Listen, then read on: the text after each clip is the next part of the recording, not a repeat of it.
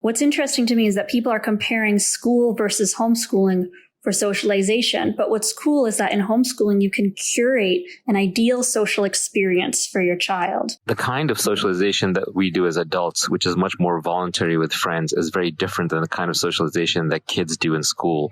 They're almost forced to socialize, and that leads to environments where a victim can't run away from a bully because they're forcibly put into an environment where they're going to interact with each other all the time. They also play very artificial status popularity games where they can't step out of the dominant popularity game, whether it's like who's the coolest kid, who's doing the best drugs, who's like playing football, etc. Whereas in the real world, you have much more freedom to navigate, to find your tribe.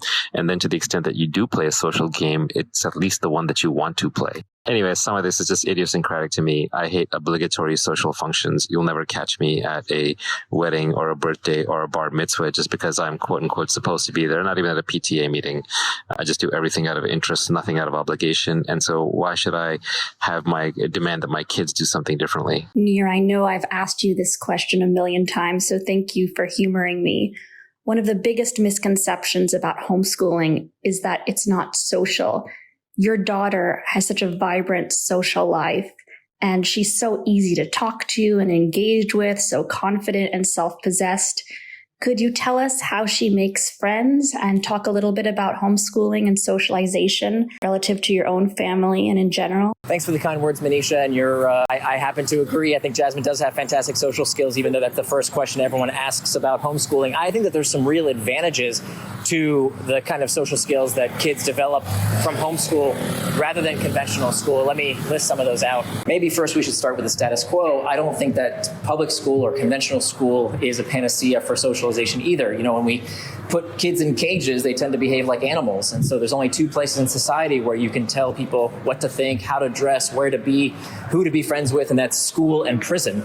And so I think you get a lot of terrible behavior. Second, I think one of the real advantages of homeschool is that you have the opportunity to have children be around adults who are modeling what it means to act in a civilized manner, as opposed to children in conventional school who act crazy, right? And often it's we know through a mimetic desire, it's often the worst elements that influence everyone else. The majority of our homeschooling approach was based on community. And because we had 350 families in our group, and the principle and the organizational culture that create something for your kids and bring it to other people, many people in our culture, myself included, as a model, would create day-long groups of classes by finding really interesting tutors and teachers and creating a whole day of it.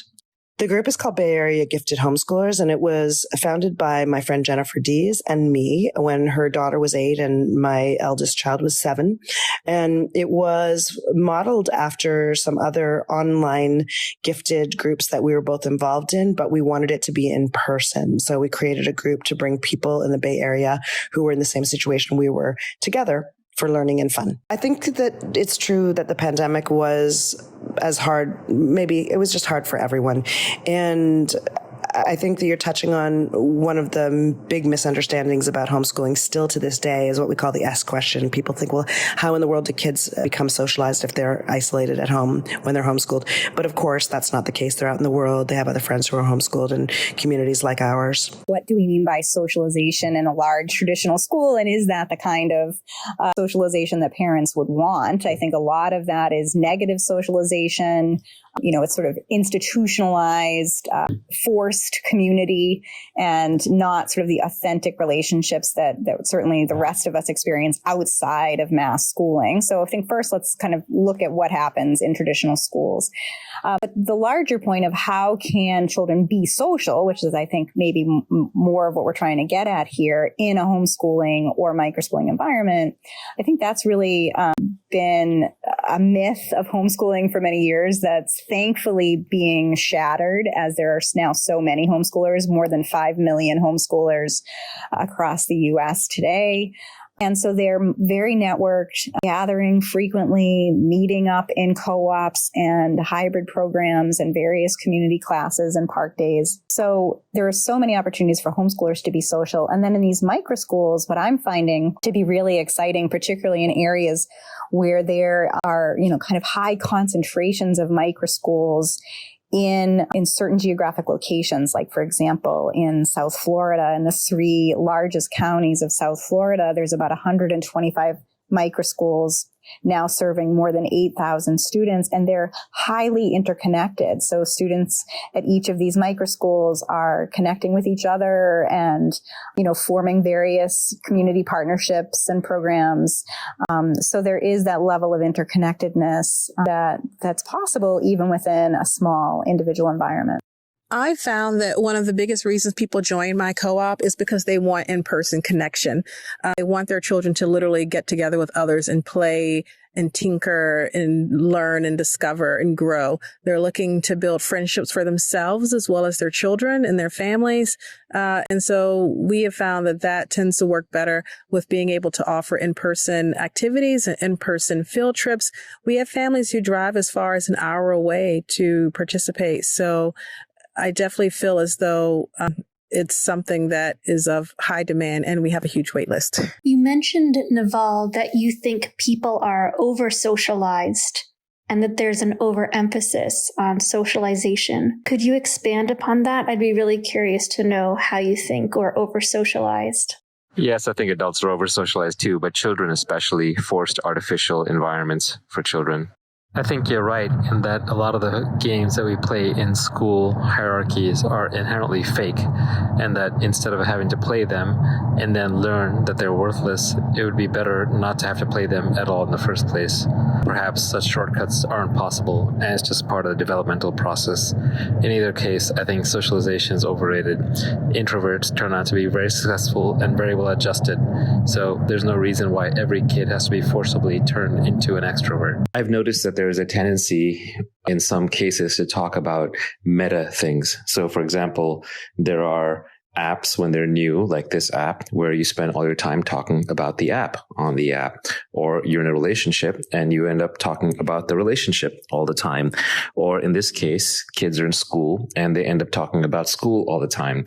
And I think these meta conversations are fine at the beginning, but they're kind of an unhealthy sign later on. It means that you're too obsessed with the container, with the form of the thing rather than the thing itself. And I think homeschool kids benefit from not having this artificial container called school, which they then have to obsess over how to navigate, how to succeed, and how to work within the confines of school, when it's an extremely artificial environment. And when you get into the real world, you're in for a shock.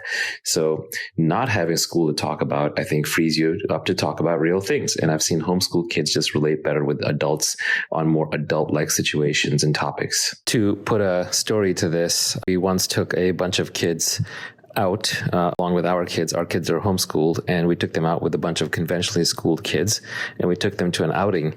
And I noticed that many of the other kids who are 5, 6, 7, 8 years old, each one of them seemed to have developed some kind of a tic or an aberrant behavior. They would cry in certain circumstances, they would run off by themselves, or they would start whining in certain situations, or they would like hit things or whatever. And to me, these just seem like behaviors to get attention in environments where they didn't have a lot of control and a lot of love. And that's not to blame anybody, but if you're one teacher who is tasked with socializing 30 students, and controlling them, it's probably going to be like the airline stewardess who's frustrated and has to tell 300 passengers to put their seatbelts on to keep them all under control. And so kids being kids, the only way they can push back is by developing these behaviors that I thought were extremely unnatural. And you could already see at a very young age what problems they were going to face as adults. I would basically say these were responses that the kids had developed in response to an environment where they were essentially being domesticated like animals, and they were frustrated and lashing out, and they were looking for behaviors that would still allow them to express themselves, but were barely permissible. Luli, who interviews David Deutsch a fair bit, she was homeschooled, and she told this great story about how she would go hang out with other high school age kids, and she herself was homeschooled, but her high school age friends were in conventional school. And when they were out, the bullies in the group would bully the other girls, but they wouldn't bully Luli because they knew that Luli was homeschooled. So Luli wasn't forced to be in the same environment with them every day, and she was only there by choice.